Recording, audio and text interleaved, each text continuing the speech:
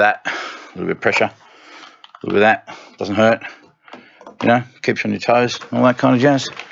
All right. And we're live, and welcome to Mastering Music, Mastering Life. I'm Tony Jack the Bear Manson. We are here at Deluxe Mastering, Melbourne, Australia. And today I'm so happy to have as a guest, I'm so happy to have my guest on.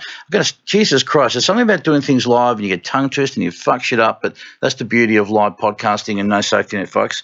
Love that shit. Anyway, I'd like to welcome my guest, and I've been trying to have him on for some time, and he's a fabulous guy. He's a label owner. He has a radio show on PBS here in Melbourne for you guys who like the jazz and the funk and the soul and the hip-hop and anything else that's on a 7-inch 45. Mike Gurrieri. Great to be here, mate. Good to see you, mate. Yeah. Awesome. How's it been? Things are great. It's been, I was just saying outside, it's been a big couple of weeks of music in Melbourne, and I've taken in a lot, and I'm feeling good. Awesome, mate. Yeah. It's funny, we were on the phone the other day and you were saying how interesting is it that you're a guy who does a show, you interview a lot of people, and now I'm being interviewed, yeah. And I find it really, I don't know about weird, it's just interesting, isn't it? It is interesting, actually.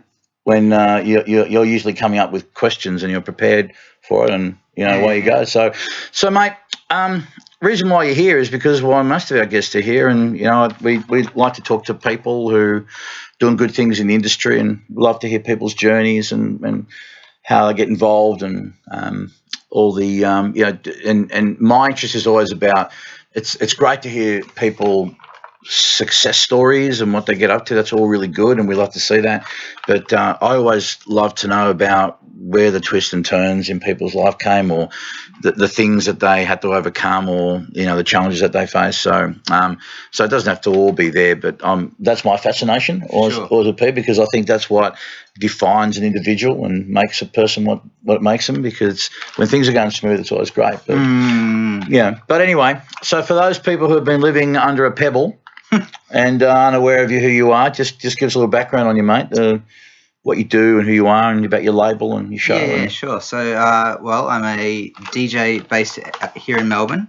I've been doing it for quite some time. It's like almost coming up to like 20 years I've been involved doing it. You starting to get the hang of it now, or what? I would hope so. Yeah. I've been into a lot of different music over the course of that time, so I've kind of been involved in a lot of different scenes and seen it all from a lot of different angles. And I've DJ'd a lot, worked in probably 4 or 5 record stores over my time, done work in distribution for music. I've run 2 labels of my own, helped people with other labels, book DJs at bars, all sorts of stuff. So run parties, toured artists. So any kind of facet of the industry, how it works. I've always been interested to be involved. Yeah. So, it's a good thing to actually, I think it's a good thing to have an idea about having a few things in a few pies, because there's often even cross-pollination across different areas. Absolutely. As well. Yeah. And I think you're at a real advantage if you can understand and appreciate those different aspects and how it all comes together. Yeah.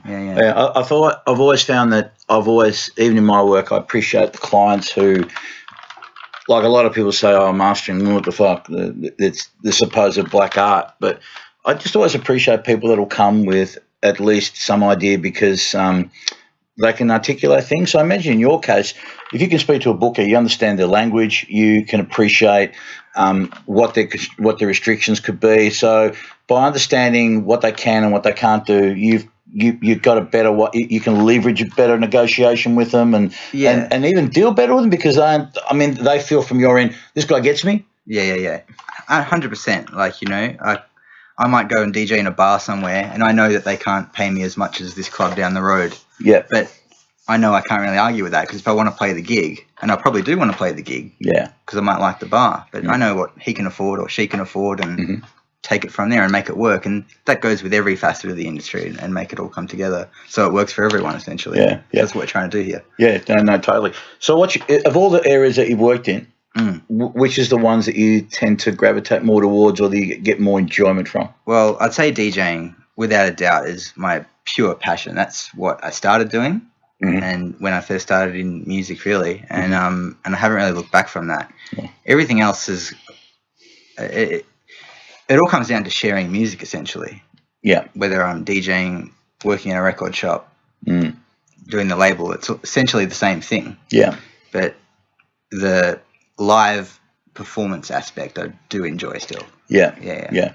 What do you think? What in your opinion? What are the qualities that? Because you've been doing it for a long time. So, what do you think are the qualities that, and not necessarily why you're doing it for a long time, but no doubt the qualities that you'll probably have. But what are the qualities that give longevity, do you think, to a DJ? Yeah, that's a good question. I think the biggest quality is to really go in with an open mind about every situation you go into. Okay. Tell us about that. Well, I just think if a lot of DJs that I know that do go in with an open mind tend to have longevity because they're interested in new music, or they'll discover other music that they previously weren't into. Mm-hmm. And if you can put all that knowledge into a kind of up here, and express that to people, people can tell. I think, like a lot of people get complaints about DJs get too many requests. To be honest, I don't get a lot of requests. When I DJ, and I think that's because I try and put an energy out there that you can somewhat balance the thing of education and entertainment, right? And if you can try and put that out there to people, they know that they're getting something out of it. But you are essentially entertaining people as well, and people are spending their money and their time of their weekends and their leisure time to come and see you, whether you're in the background, playing at a little bar or restaurant, but you're still there doing your thing. So you've just got to be on. But I think really going in with an open mind, musically and aesthetically, everything is just so important. And they're the DJs for me that tend to end up working a long time. So when you, I guess every gig is a certain, depending on the bar or if you're supporting an act or whatever, there's going to be a certain crowd. So you'll set yourself up a certain way, or do you go in with you'll go in from the A to Z almost, because you never know what you might pull out, or it depends on gig to gig, but I do a lot of research, like whether that's if I'm supporting an act, if I'm playing with a bunch of DJs who I've never heard before, I'll look up who I'm playing with. Like a lot of people don't do that, I know, and maybe that works for them, but for me, it works for me to go and research, find out as much about the gig, what I think it's going to be like before I do it. And that's everything from the music to other people's music to the crowd to the venue. Everything about it. Like there are some records I will play that work in a small room, whereas others will work in a bigger room.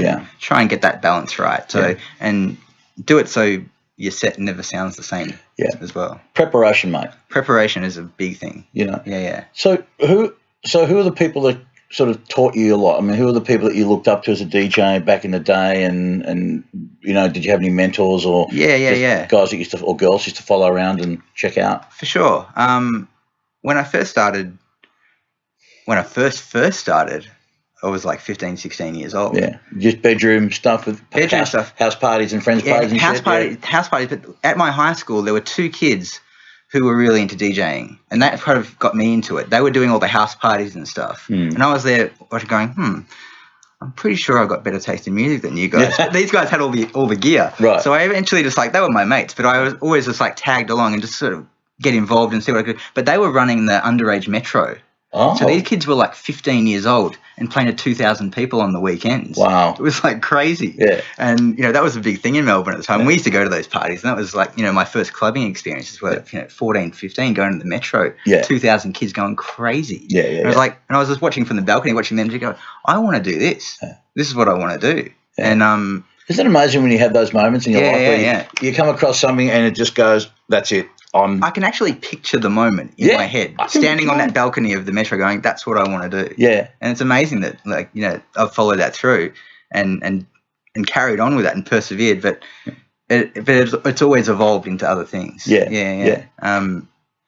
those guys, is a very start to get me into it. And then when I started playing clubs, I would just sit down. I didn't usually know a lot of the people at the club where I was first got booked, and I would just plant myself there in an appropriate corner of the room and just watch, and just study how these people were, getting from one record to another, and it was really good. One of the first DJs that really sort of took me under his wing to show me a lot of stuff was he doesn't live in Melbourne anymore, But Nathan G, he was a house. Oh, DJ Nathan, producer. I haven't seen Nathan in years. Yeah. Nathan's been living in Europe, and I think he's in Sydney now. Yeah, right. Pretty sure he's in Sydney now. But Nathan was a big influence on me. I really liked his productions before I actually met him. Yeah. So I got into his music from learning his music. I'm like, this is a guy who's in Melbourne whose music I really, really like. Yeah. And no one really seemed to be doing that stuff either. Yeah. And we started hanging out, and he was playing huge parties. Yeah. And had a really good wealth of experience. Yeah. For what I was interested in. And he's such a nice guy too. Lovely guy. He's just such a humble, gentle, nice fella. Yeah. God, Nathan. So I had no idea that he was a big influence on you. Yeah, I'd say he was a huge influence. Yeah. Wow. Any other guys you used to love following around? At the time, like Shane Copel was a big influence on me at the time. Mm-hmm. Like it was a bit of a group dynamic. Nathan, Shane. It was a lot of the early Q Bar DJs actually. Okay. Yeah. That was one of the first clubs where I got a break. Yeah. And used to sit there and like study those kind of DJs. Yeah. We used to hang out and stuff. But yeah, they were good times. Yeah. So did you always do music stuff? Or did you have to do, like a lot of guys I know, and myself included, when we're trying to do something in life in our chosen field, we'd always have to do shit on the side. So did you have to do a lot of side jobs or casual work while you're DJing, or did you always manage to find work around? I have done other stuff like the day job kind of stuff, but I've always tried to keep it involved in music. When I used to like buy CD singles at Sanity Dance Arena when I was 15 to 16, 17, 18, I used to go to the shop at High Point and I must have been the biggest pain in the bum because I used to hang out there every day after school. Yeah, right. And it was at the point where I was just like, can you give me a job? Can you give me a job? And then one day the area manager at Sanity called me. He's like, all right, I think I've got a job for you. Yeah. So, and that was I was living in Essendon growing up. Yeah. And I used to have to drive to Eastland in Ringwood just to work in this shop when I was 19. Wow. But I was that keen to do it. Yeah, you didn't care. Yeah, I didn't care at all. So I was very lucky like that. I started working record stores when I was 19. Yeah. So I've been involved with it from a very kind of young time. Yeah. But I've done other stuff as well, like non-music related jobs. Yeah. Had a very brief stint at APRA for a while. Okay. How was that experience for you? Well, it was funny because that was like something I was like a bit of a life goal really, because you think it was one of those moments where you think you want to get somewhere. When you get there, then you realise, actually, this is awful. Yeah, right. Get me out of here. What didn't you like about it? Well, it was just a little. The atmosphere in there was not as creative as I thought it was going to be. Yeah, right. That really was a bit of a downer for me. Yeah. I think any kind of where there's administrative stuff going on or officiating for me, I don't know how much it would lend itself to being creative. I imagine, I don't know. I've never really worked in that kind of environment myself. No, it was just a purely a matter of me of just thinking it was going to be one thing and it was another. Yeah. And what's important to me working in music and around music is to be involved with people who love music. Yeah. I think that's a really important thing. Yeah. And I've got a fairly good judgment. I like to think of people who do and maybe don't. Yeah. You can sniff that out pretty quickly. And the atmosphere that was there just wasn't for me. Yeah. So what sort of music have you been getting into of late? Well, heaps of stuff. There's like I make a little iTunes bank of music to play on the radio show. Yeah. And I think we're up to about 25 hours of unplayed music just from 2018 at the moment that I'm waiting to fit into the radio show. So there's so much stuff. Wow. But I'm a pretty keen jazz head, as a lot of people know, and there's so much good stuff coming out of here as well, out of Melbourne, but heaps of good stuff out of LA, amazing stuff coming out of London at the moment. I think the music out in the UK are doing everyone over at the moment. The British are just killing it. I think they've always consistently been pretty good, though. They have. Especially a lot of that jazz stuff. I think just any kind of music. Yeah.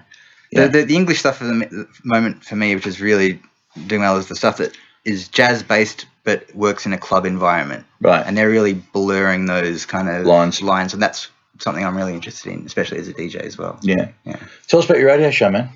The radio show has been going for, I think, a little over 3 years now. Yep. On PBS. And when's it on? The show's on a Tuesday morning at 9 a.m. It's called Mystic Brew. And, it's probably my favourite 2 hours of the week where I get to just share all the weird and wonderful music that I come across. Yeah. And talk to some amazing musicians along the way. Yeah. Yeah. How you source your interviews? Some of them fall in my lap, which is due to the lovely people who work at PBS who tirelessly work down there, and others are local musicians who have stuff coming up and they might hit me up, I might hit them up, and just, yeah.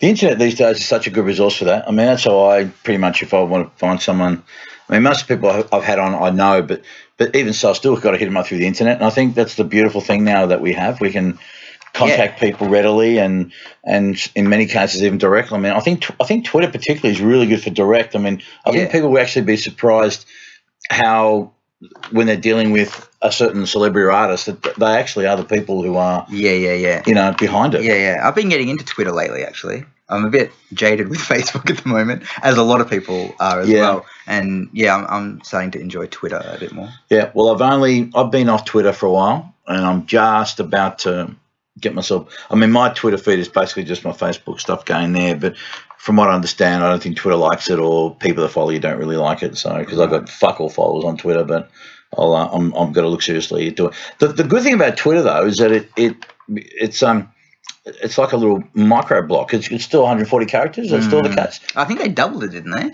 They double it. It's all right. So 280, but still that's still.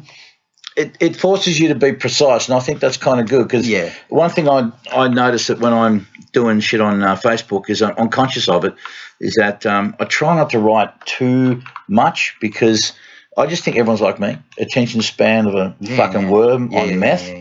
And no one wants to fucking see shit for, like if even you, and as much as I love you, Mike Gurrieri, if I see a post from you and I see a see more thing, you're done. I don't care if you give me the combination and pin to your fucking bank accounts.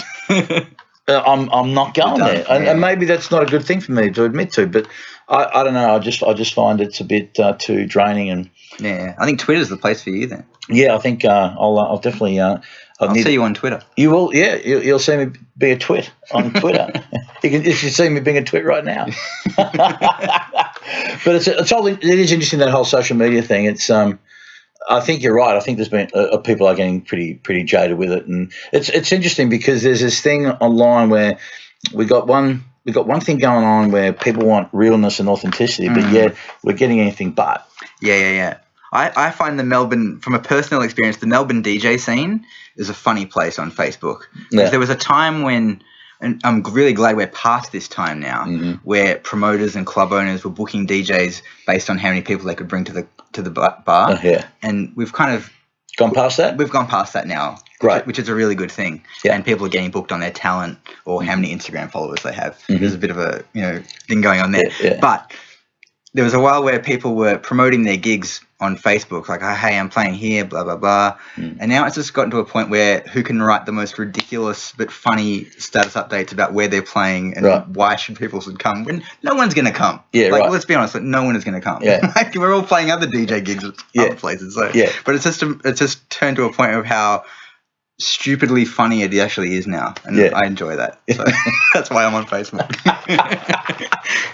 I think I might stop stupid anyway. I mean, I just got to try and be funny. Yeah. That's my challenge. Funny's good. Funny's good. I think it helps. Yeah. At least but sometimes people, what's funny to someone isn't necessarily funny to someone else. I just get shit. I get shit because I'm apparently rude and crass and all that kind of shit. You know, so apparently can't say fuck. It's not I have a lot of layers in my Facebook, which I think people who know me understand that. People who don't know me so much, they might go, what the fuck are you talking about? I don't really care. It's, you know what, that is a very fucking good quality to have, mate. Like, really, to not to care. I think that's one of the biggest things that hold people back is and that ties in with the social media, is that so much stuff goes out there because there's this care factor. Like, people do care about what people are thinking and what they're, and when yet you do have like your other cohort who loves you, Philip K. Oh yes, is the classic I don't give a fuck kind of guy. Yeah. Phil's a classic case of not giving a fuck, and in the best possible way as well. Yeah. I think that's something that happens, like, in your 30s, you just wake up one day and you just don't care anymore.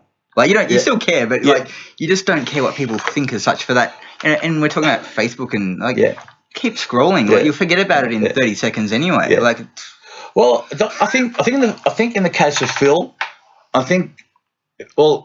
first time I met him, I think it was 20 odd years ago at Central Station, and he just didn't give a fuck from day one.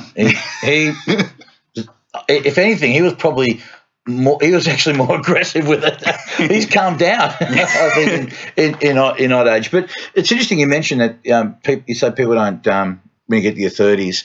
I don't know, man. Like I think actually, well, in my experience, it probably took a little later. But so you've been more self-assured within that kind of stuff within yourself, younger than me, anyway. In terms of, I guess so. I think you just. Everyone has their own experiences and that's true. Matures at different levels and stuff, but the sooner you get to that place, the happier you'll be. Absolutely. Just kind of do your thing because it makes you happy and where you're at. So tell me, mate, what in your journey so far? What have been the biggest obstacles you've found trying to DJ and get around the business? Like, well, we're talking about what we were just talking about when I did care what other people were thinking. Yeah, and you're up there and people have an idea of what you do and what you're about. And I'm still kind of dealing with that, I guess. Yeah. Like, where do people put me and stuff like that? Because, as a DJ, I'm very comfortable sitting in the corner of a bar playing jazz records. Yeah. But at the same time, I really love playing in a nightclub full of kids playing banging house music as well. Yeah. And trying to bring everything together to make people understand what you're actually about. Yeah. Is always a bit of a challenge I find that because I'm into a lot of different stuff and a lot of different scenes and all that stuff. But just letting people letting you just be what you want to be is a thing. So,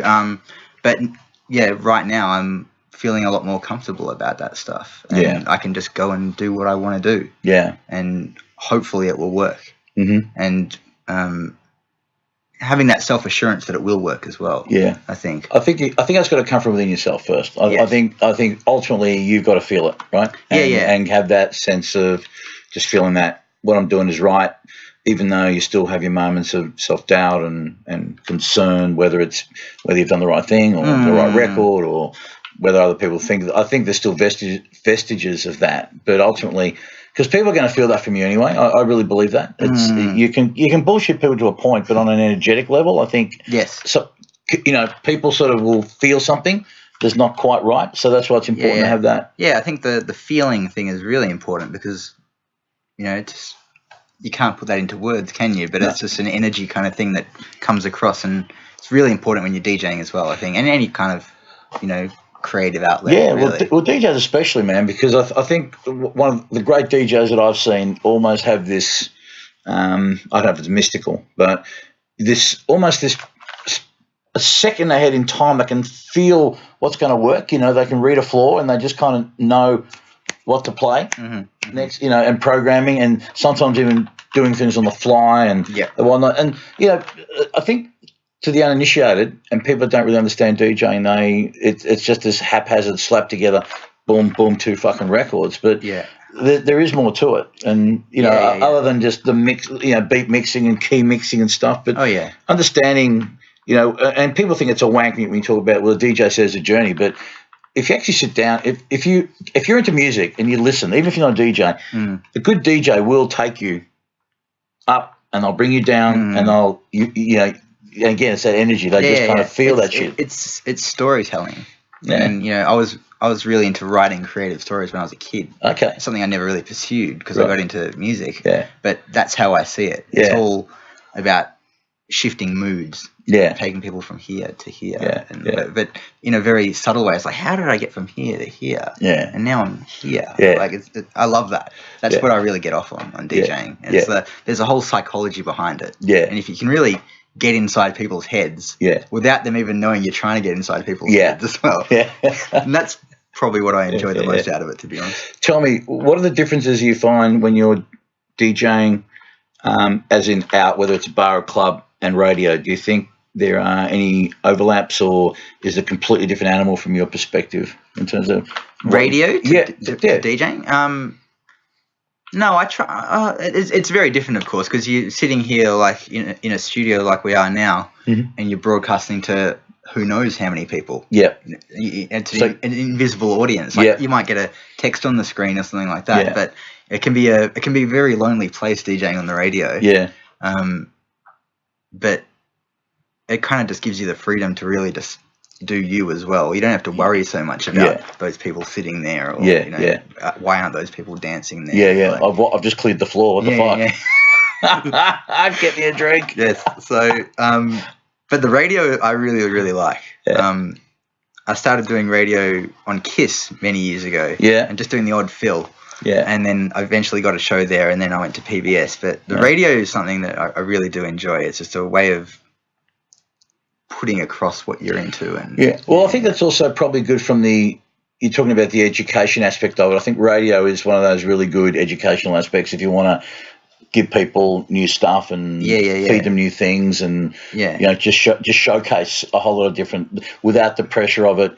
Well, they have to dance, they don't have to dance. But then again, they're not dancing, but you still want to capture their attention. Of course, because it's very easy to switch off to another station. Yeah. And, in Melbourne, we're blessed. We have all these great radio options, which people all over the world are so jealous about, that we have this thing. We have PBS and Triple R, and, there's so many options on the radio. And lots of community radio. I mean, there's lots of community radio as well, man. I mean, and that's on a smaller, on a lower tier, but nonetheless, for people that are music hounds, they can discover some pretty fucking amazing shit. Yeah. And there are some super, super dedicated nerds, broadcasting on these radio shows, and they put their lives into this. Absolutely. And they just to share the music, and it's pretty amazing. And people who tune into those stations are tuning in to get those experiences as well.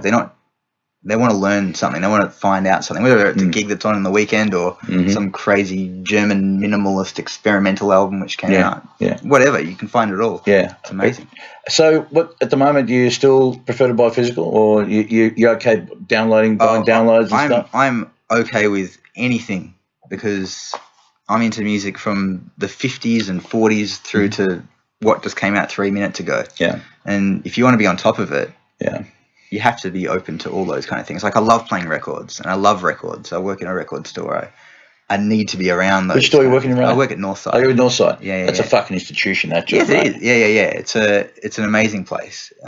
It's a real community kind of hub for the music that it supports. And who's the guy that owns that place? Chris Gill. Chris Gill. You should get him in here, I reckon. Yeah. You two would be like, I would imagine a lot of people would get a lot of kicks out of you guys having a bit of a talk. Yeah, I mean, I don't think I've met him. Oh, really? I don't think I have. Oh, wow. I don't think I have. Isn't that funny when people have been working in the music industry for so long and they don't cross paths? Absolutely, but it's also not unusual when you think about, like, it's this one aspect of it is Melbourne particularly, it's so incestuous.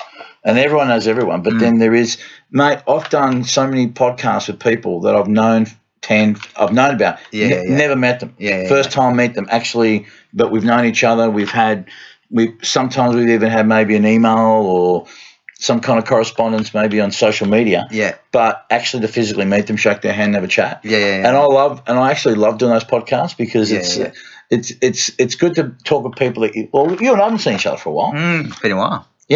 But it's good, because, like I said to you, man, this is just a cat. We're just talking shit, We're just talking shit, and this is what I love doing with those people too. It's just a catch up, and we're talking about music and shit that matters and whatever comes along. Indeed. So, what other projects you got in the pipeline? Well, the label stuff has been on a little bit of a hiatus for a while now. What's the label called? Oh, well, there's actually two, if I think about it. Yeah, right. Tell us about them. Well, the most recent one is called Equinox Recordings. Yep. And I haven't put anything out on that label for, 3 years now. And previous to that was a little digital deep house label that I had called Deep Emotions. And I haven't put anything on that label since like 2010. But in 2015, on the Equinox label, I put 2 albums out by 2 different bands. And that just burnt me right out, to be perfectly honest. Like, putting the amount of work that it takes to release an album, and then 2. Which I love doing that work, but I just felt that I really wanted to spend my money on other records rather than putting out a record. And just focus on my DJing, and that's what I've been doing the last 3 years. And it's just, I don't think I could really dedicate the time to the label if I was being honest about it, and honest to those artists as well. Yeah, yeah. To put their music out. Yeah, because it requires that. It's a big commitment. Yeah, yeah. And as well as money too. Yeah, yeah, yeah. It's not a cheap endeavor, especially when you're pressing vinyl and if you want to do it, you want to do it right as well. Most definitely. Yeah. I mean, that's the thing. It's you want to do it right, but it costs a lot of money and there's no return. It's a hard fucking business, man. Yeah, yeah, yeah. But I find that since I've started working at Northside, the thrill and enjoyment that I was getting out of putting out other people's records, I get that there now. Like sharing the records and selling the records and stuff like that. Yeah. That's an important thing. So. That's all I remember when I was buying lots of, from way back in the day, is that I miss the experience of being able to go to 2 or 3 stores, because I don't DJ, I don't buy a lot of music now myself, just with life and what I'm doing and whatnot. But again, there was a time when every week there'd be 2 or 3 stores I'd go to, like, religiously, and I love that, and I miss that, going to a store, they know you. It's like Cheers, everybody knows your name. You walk in and there's a stack of records or CDs, boom, waiting for you. Yeah. Now, sometimes it's hit and miss, but nonetheless, there's people there, they think of you, they've got an idea what you like. You come in, you're talking shit, talking music, you're building relationships. Yeah. And I imagine it's probably what it's like at Northside with your regulars, but I think generally that whole experience of buying records and going into the store and that whole tactile experience of, I miss that. Yeah, no, it's a beautiful thing. It really is. Yeah. So do you still go to many stores? I do the rounds. I find that the people who work in record stores tend to go to other record stores as well. Yeah. It's not like you just work in one unit. It's nothing competitive about that. Yeah. It's probably a better thing because have a rough idea who's getting what kind of records and where to go. In Melbourne, we do this little map called the Diggin' Guide at Northside that we print out. Okay. And we get all the record stores involved. Right. And it's a map. So when tourists come over, you can just give them this map. And it's got what a great idea. 60 record stores in Melbourne. And we got more record stores in Melbourne than anywhere else in the world. In the world? Per capita. I'd say probably even beyond per capita now. Holy shit. There's definitely more than here than in London or in New York. Wow. Yeah. And selling still vinyl and that sort of shit. Yeah. That's amazing. Isn't it? Hey, I was blown away when I was told the other day that the waiting list on vinyl is creeping up to almost 6 months now. Yeah. 6 fucking months to get your record pressed. Yeah. On average. Now, give or take it, depending on where you get it done. But I remember a time when vinyl was really starting to come back again several years ago. 8 weeks was about, even 8 weeks was like, but now people have got to settle for, if I reckon 3 or 4 months and you're doing pretty well. Yeah. I like if people equate that to the vinyl revival, which I don't really believe in as such, that whole waiting for 6 months for your album to press for me is just major labels repressing that Led Zeppelin album for the 80th time. Yeah. And that's why we're waiting. More to the point. So so you reckon that's what's creating that whole thing. So definitely. Wow. Yeah. Like we've got the Record Store Day thing coming up. Yeah. And that's a huge day and a great day for record stores all over the world. And it's a great thing that it happens, but it's something that every year is just getting eaten up a little bit more by those major labels. And, it's not really about the record stores now. It's about, Fleetwood Mac's album being pressed for the 150th time and pushing that on people and telling them they need to buy this. Well, you actually don't need to buy it because all these record stores have probably got a copy in the second-hand section of that record. Yeah. But it's just it's a corporate money thing, and that's fine. But but record stores are very kind of personal places, and the owners can get involved with that how little or as much as they want to, and have their own spin on it. So that's what's kind of nice. But that's an exciting thing coming up. Would you ever consider opening up your own shop? It's something I've always kind of toyed with the idea of. You might watch that movie High Fidelity and then I want to be that guy. But I wouldn't rule it out, put it that way. But maybe something down the track. Something down the track. You could consider. Yeah. I'm kind of happy where I am at the moment, though. Well, that's a good place to be. Yeah. So, what other things make you happy, man?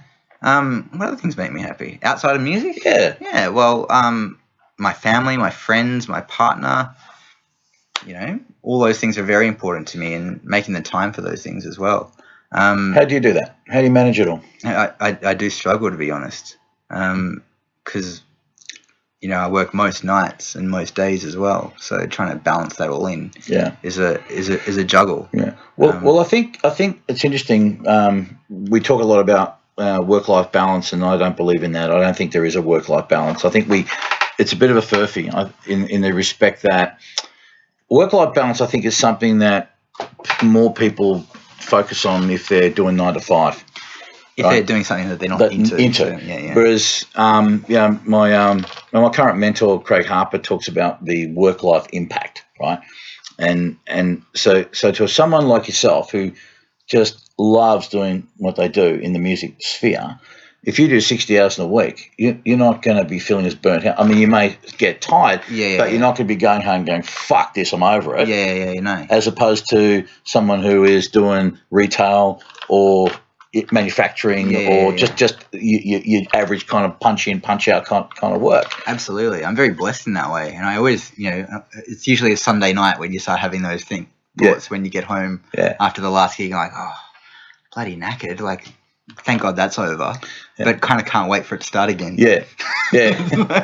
Well, excuse me. Well, that's a really good place to be, though. Yeah. I mean, everybody, or I say everybody, maybe not every single body, but most people I know are looking to find that thing they like to do. And the kids that I deal with, that's what it's about. It's always about, I want to find something I love doing, but they're afraid to pursue it because they're worried about whether, it's too hard, it's too competitive. So, like when you sort of started out, like how did you overcome the knockbacks? Because, I mean, it's never a smooth ride. No, not at all. At the beginning. So, like, what did you do? What was do you remember what your mindset was at the time when you were starting out, trying to get your foot in the door, get the connections, get known, all that sort of stuff? Yeah. It was just a matter of just wanting to get really good at it and learning as much about music as I could possibly find out, and just using that knowledge to kind of really harness your energy to go, well, I've got built up this knowledge about the music and of the kind of scene around you as well. Work out who those key players are. Work out who the DJs you like, the DJs who you don't like. See who's approachable. And try and work the angles from there. And when I first started, like I was in that sort of club scene in Melbourne, there's a lot of barriers and there's a lot of gatekeepers involved in that sort of stuff. And you are going to get a lot of knockbacks. Some people are just not going to like you for whatever reason. You know, like, maybe they feel they're under threat, perhaps. Or... Yeah, I'm sure there's a lot of that goes on. And what I was going back to before is like you can find the people who are really into the music pretty quickly. And if you just want to talk about music, like I could talk about music all day and all night. And as soon as those people kind of start switching off, you kind of know. Okay. And whether, I don't know if you realise this or not, maybe you do, maybe you don't, but this is actually a really good point you make, and that is when people are networking, right? People are often big mistake a lot of kids make when they're trying to get work, whether it's work experience with me. They don't research enough. They don't actually.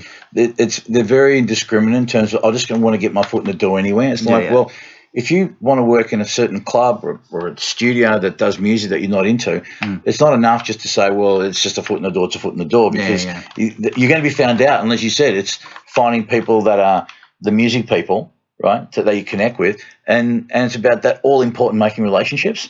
Meeting people, connecting with them, and you're there because you're part of something. You're not just there to take something. You're involved. You're contributing. You're creating something with these people, and they're getting to know you and trust you. And when you build that trust with people, then I think that's when opportunities come along, because that's when that kind of fear goes away of like, hey, he's a good guy. He's cool to deal with. He's into that sort of stuff, you know. Oh, we'll give Mike a call. We'll give whatever a call. And what he said is really important as well. Being nice. Like being a good person, like really goes a long way, I think. You know, and you can tell the situations, the bridges that you've burnt from many years ago, probably because I wasn't such a nice person. Maybe in one instance, like I might have been a dickhead, like at one point. And it's funny how you can know you're still paying for that from 15 years ago as well with certain people as well. It's a funny thing. It is funny. I think it's funny that even people hold grudges People do, yeah, but people do. I know. I don't know. I suppose I've been guilty of that in the past. But do you know what? I think if you're working more in a collaborative spirit, it's like, I don't know. Sometimes you just got to like forgive and forget. I guess it depends on how much of a dickhead you were, what exactly what exactly you did. But but at some point though, I think you just got to give it up because there's this space of like we're trying to be more collaborative, trying to get if someone's good. This is why I see it now as an older person is a bit more chilled out in life, and that is that whatever's happen. But someone comes along and they've got something that's good for you and they're going to contribute and it's going to help a cause. Why not give someone that opportunity? I mean, I think it's going to just produce more win-win around, and I think that just gets better results. Yep.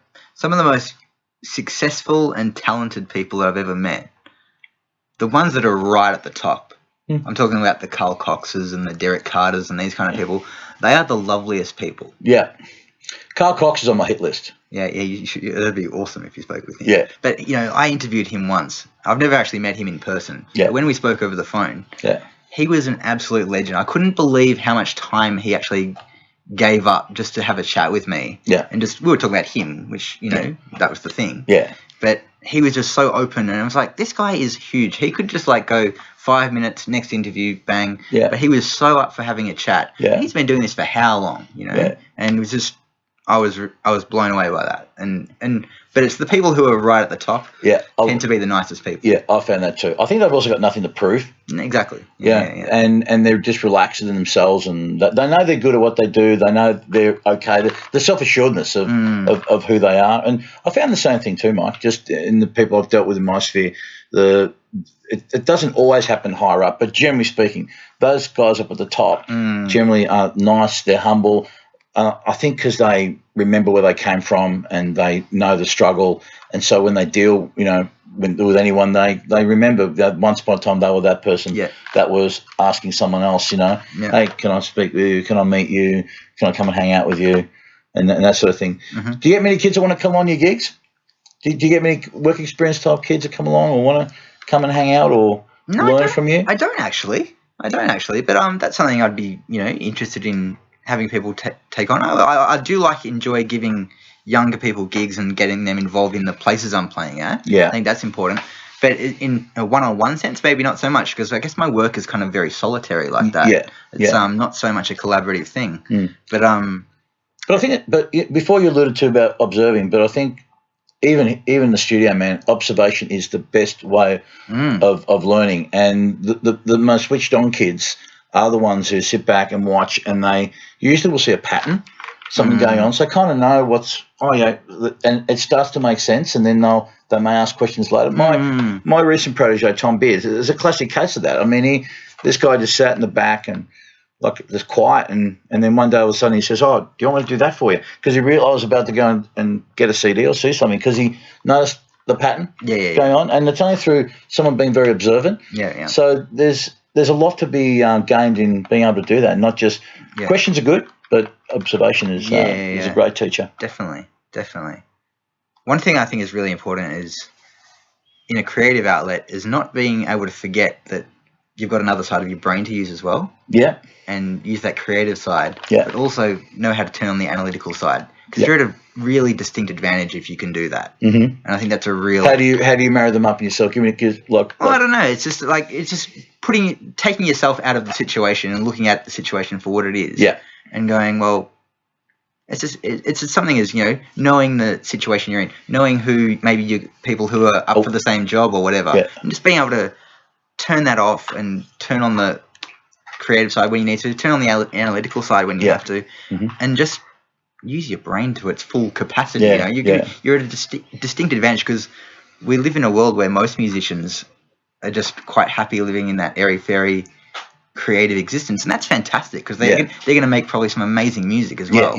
But at the same time, it really doesn't hurt to if you're going to go to all this trouble to make this amazing piece of work, know how to get it out there so everyone can hear it as well. Because if you've got an amazing album but no one can hear it, what are you left with? And there's so many of those stories. You know what I mean? I have people bring their record, which they've just made, recorded an album, had it mastered, had it mixed, pressed it up, done the artwork, done all this work, Yeah. and they bring it in, and I'm like, we do a little like an email out every Thursday morning at Northside, putting a list of all the records that we have for the week. And I'm like, cool, have you got your press release that we can add on? And they're like, what's that? It's like, well, I know you know what this is about, but we've got to tell what everyone else it's about as well. You know, that's just ticking off those things is really important. Yeah. And if you don't know how to do it, find someone who, you know, you've got the internet now. You know, you can find out these things. Yeah. How to do these management, things. marketing, socials. It's become there's so many facets now to it all, and I think you're right. I think from the artist brain, that other side, that the left side, which is the analytical business logic, is not engaged as much. But and it should be, because you're at a big advantage. Like those, you know, I know people who are really switched on musicians, but they're also really switched on at getting grants as well. Yeah, and they're the people who are flying around the world now doing tours. Yeah, you know. Yeah, have you been much overseas yourself? A little bit. I'd like to do some more. I've been overseas the last couple of years, which is good. Yeah, where'd you go? Last year I went to Europe. Yeah, and I did some gigs over there, which was fun. Yeah. I played over in London, Manchester, Brighton in the UK, and I did a few gigs in Amsterdam as well, which was good fun. Yeah. And but I was really interested in doing radio over there. Mm-hmm. Did you find any opportunities? Yeah, I did some great radio over there. Great. I did red light radio in Amsterdam. Have you ever seen this? No, tell me about that. In the red light district in Amsterdam. Yeah. They have the windows. Oh, you were the prostitutes. Yeah. There's a prostitute, and there's a DJ. It's really strange. And these tourists are kind of walking, what's going on in there? It's like some guy, but they have this amazing radio station in Amsterdam. It's internet radio, but you're broadcasting out of that window into that area. Yeah. But they have like the most amazing music come through that radio station. And that was cool to do that. Yeah. And then I did. How'd they receive you, and they like what you did? Yeah, they were really into it. It was just literally a matter of me just playing some records that I picked up along the way. Yeah. On the trip, so that far. But I did that, and I did some radio in Manchester, which was really cool because it was in the I can't remember what it's called now, but it's the old TV station in Manchester, and they've converted into these little creative kind of spaces. And one of them's a radio station. That was good to do. And then I went to London, and I did a show on Worldwide FM, which is a platform which is, you know, I'm really into that. It's run by Giles Peterson. Yep. And it has people from all over the world. He's a motherfucker, that guy. Oh, incredible. Like, but just, you know, music from here to here, young and old, and just really interesting. And I got to do a show where they asked me to show the world what's happening in Melbourne, which was kind of good. Cool. Yeah.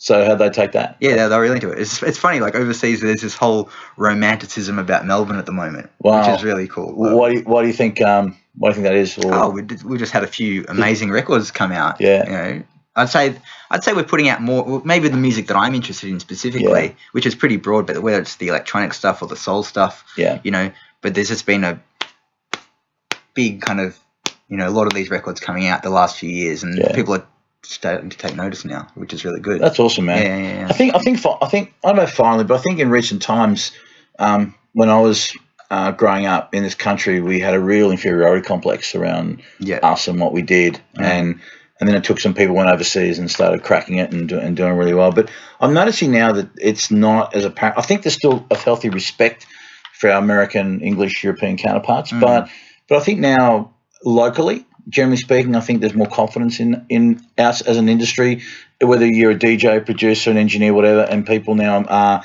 willing to go, you know what, I think I'm ready to go overseas, and I'm going to, excuse me, I'm ready to go overseas, I'm going to hang with the big boys and hold their own, you know. So I think it's great, and I'm very proud of that, mate. Yeah, I think we all should be. You know, we're a blessed town. We've got a lot of great artists. I mean, even this place, mate, it's a revolving door. I've always said that, Melbourne is an embarrassment of riches. And the big shame, I think, is that unfortunately so much talent just won't actually get discovered or break. Yeah. Unfortunately. I mean, I know there's only so many opportunities, but still, it's a lot of people are going to go through life never becoming what they fully deserve to be. They can still make careers and do all right, but the talent is just insane. Don't you find? Absolutely. Yeah. And now more than ever, like, there's just so much good music coming out. And young. very young. And fucking how young are these kids now coming through? Like, you know, like talking about Phil K before. I mean, he brought a couple of kids through here. One kid at the time was 14. Like remixing 14 if it was 14 making his production. Yeah. Fucks.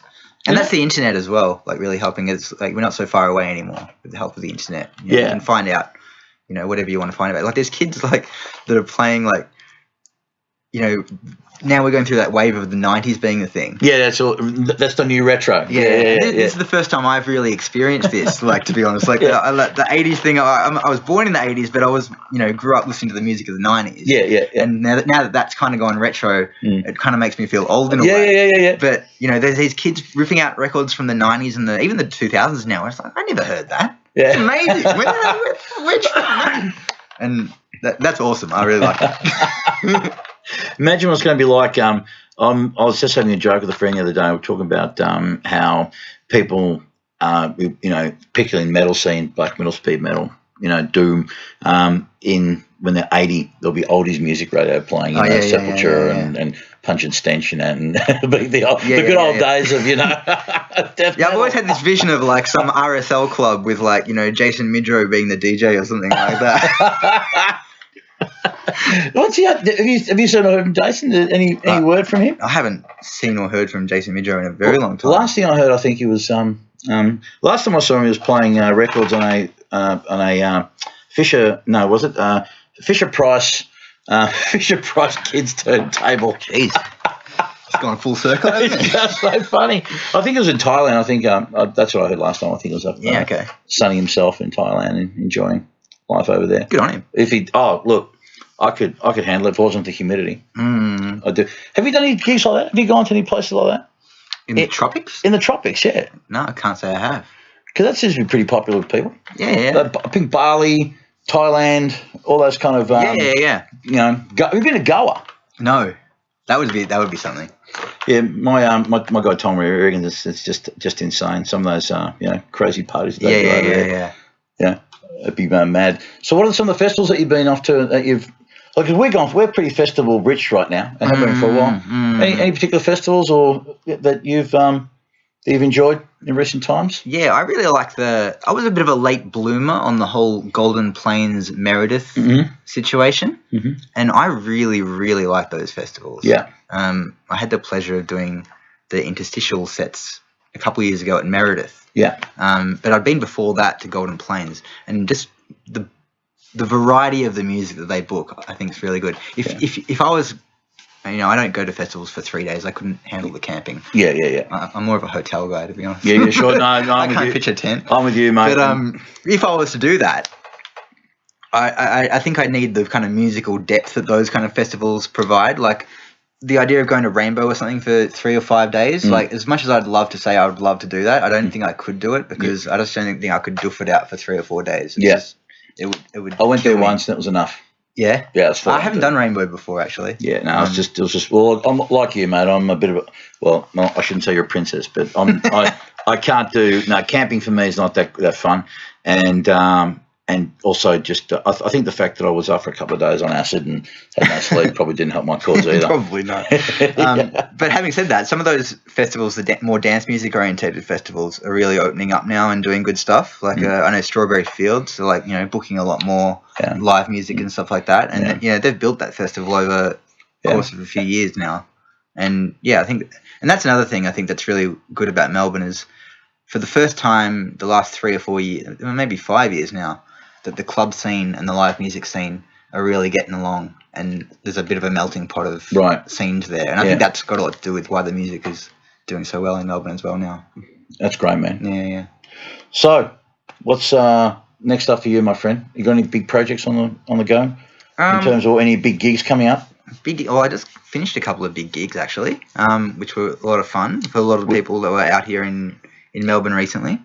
Which were? I supported Kamasi Washington at the Forum, which was like wild. You know, such a strange concept of getting a DJ to play before like a 10-piece jazz band. Yeah. But you know, I got to play all like the records that never leave my living room. Right. Okay. Oh wow. Cool. At the Forum, which is like the best room in the town. Yeah. And I got to play before Thundercat at the Prince the night before that. Yeah. And he's just like on another level. That guy. I was just like, I'm still just like can't quite get my head around what I exactly saw that night. Yeah. He's just like unbelievable bass player. Yeah. And just what a show. Well, you were saying before we did the podcast, a lot of those guys, I was saying, what do you put it down to? The talent, and you're saying there's something about what they grew up in, the environment. Yeah. And being from South Central, we were saying it's either gang banging or music. Yeah. And so, but being around sort of, real musical people and an environment that supports them. And yeah. I think it's the one thing that we kind of, can't quite get here, because we live a very privileged life in Melbourne. Fuck yeah. So that struggle, it does happen for some people, of course. Yeah.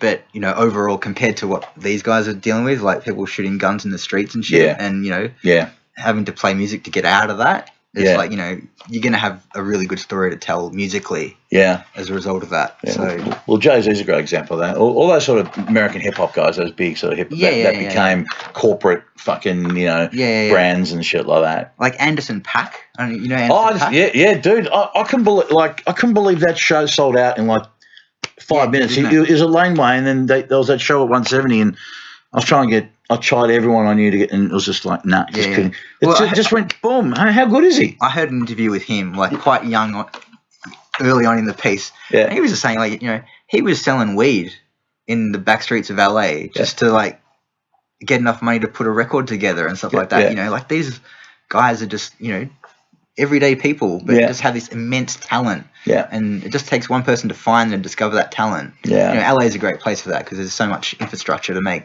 people big. But there's a lot of talent out there. Did you go to that gig? No, I didn't. I actually couldn't get a ticket either.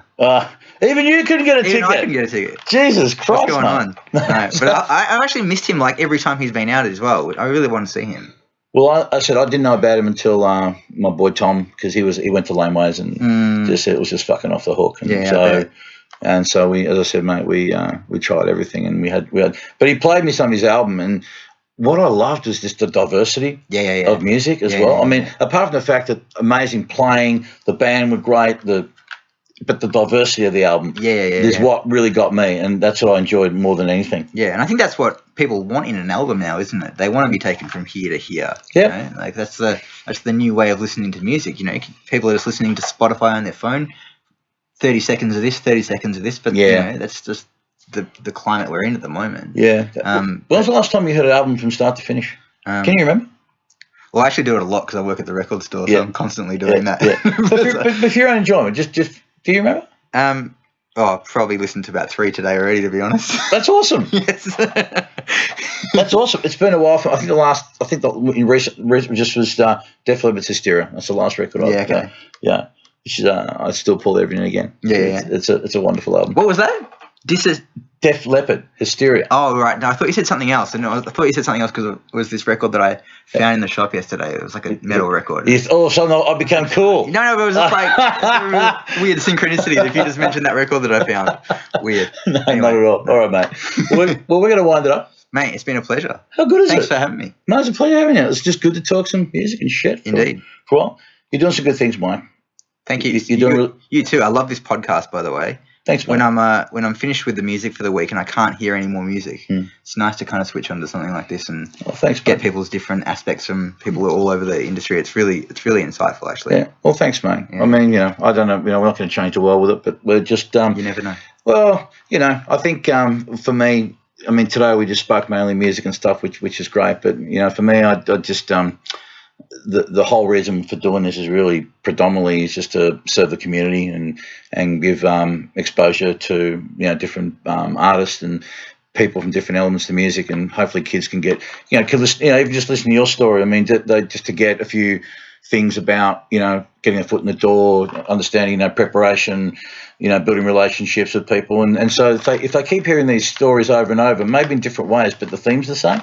Hopefully, these kids can take something from that. Yeah, and it works. Whether you're a DJ or a musician or absolutely whatever you want to do, like it's all essentially the same kind of path, isn't it? Yeah, like most definitely. But as you said, don't be an arsehole. Absolutely. Be nice. Don't be an arsehole. I think you've hit that right on the head. Well, thank you very much, my friend. Thank you. What a pleasure to have you here. Best of luck with everything, Mike. Thanks, mate. And hopefully we won't be. How long's it been? Won't be that. No, hopefully not. Hopefully won't be that long. And I will have to drop in one day. What day are you in Northside? When are you there? I'm there Tuesday, Wednesday, Saturday. All right. Well, I'll give you a ring, and I'll come in and say good day to Chris. Chris. Yeah, I'll go and say good day to Chris. Yeah, you should. Yeah. All right. I've got a feeling that would be a match made in heaven. Beautiful. I'm up for that shit because I haven't had a record store guy on. So you know what? And Chris is. I mean, Northside's an institution. He's been here for a long time. Chris, no doubt, a lot of experience. I'm sure he's had lots of experience. Seen a lot of shit, done a lot of shit. Created a lot of really good things in this town. So I think that particularly the fact that he's still going and going strong is a good thing. So anyway, well, thanks again, mate. See you, mate. Good to see you. We're out of here. Thank you so much to. I've got to say a quick thank you to the Cave out in Abbotsford. Thanks to the Fun and Boys who. Have you ever been there, that venue? The Cave, Which one? The Cave Hub? No. In Abbotsford. It's this great venue. It's a warehouse. You know what store DJ is? Yeah. It's Bond Street. It's not far from there. Okay. So these guys have created. It's a warehouse. There's a rehearsal space. Bands go in there, do pre-production. They've got a stage. They've got a full fucking rig going on there.